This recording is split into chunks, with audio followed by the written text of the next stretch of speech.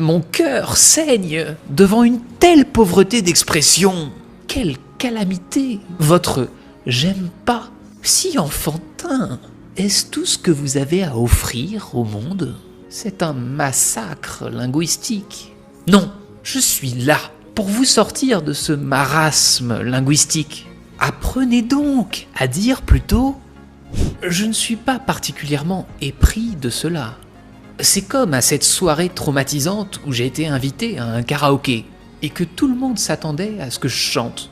Oh, malheur. J'ai essayé d'expliquer, je ne suis pas particulièrement épris de l'idée de chanter Céline Dion devant un public. Et ce n'est pas que je l'aime pas, mais disons simplement que nous n'avons pas le même registre vocal. Notre prochaine expression est « je ne suis pas enclin à ». C'est ce que j'ai dit cette fois où mon collègue de bureau, trop passionné de yoga, a insisté pour que je l'accompagne à son cours à 6h du matin. J'ai expliqué, je ne suis pas enclin à me lever avant le lever du soleil pour faire des positions de grenouille inversées. Du reste, nous avons « je suis un peu réfractaire à l'idée de ». C'est d'ailleurs exactement ce que j'ai dit quand cet hurluberlu d'ami m'a proposé de faire du saut à l'élastique. J'ai rétorqué « je suis un peu réfractaire à l'idée de me jeter d'un pont avec juste un élastique accroché à mes pieds ». Alors, j'ai déjà entendu dire « c'est pas ma définition du fun ». Mais cette expression est sale à cause de l'anglais. Je suis un peu tiède à l'idée de... C'est comme cette fois où mon cousin a voulu que nous montions un groupe de black metal. Que lui ai-je dit? Je suis un peu tiède à l'idée de hurler dans un micro tout en portant du cuir noir en plein été pendant que des ados transpirants sautent dans tous les sens. Et en plus, je ne sais ni chanter ni jouer de la guitare. Je préfère le métal quand il est dans mon portefeuille, si vous voyez ce que je veux dire. Nous avons « je suis assez réservé sur » Cette phrase délicate a sauvé plus d'un repas de famille. Comme cette fois où ma tante Nicole m'a servi son fameux pâté de foie de volaille, que tout le monde semblait adorer, sauf moi.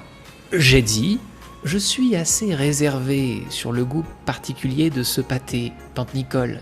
Rien de personnel, mais si je devais choisir entre manger ce pâté et écouter du black metal pendant 6 heures, ce serait un choix difficile. » Vient la phrase « cela ne m'émeut pas vraiment ».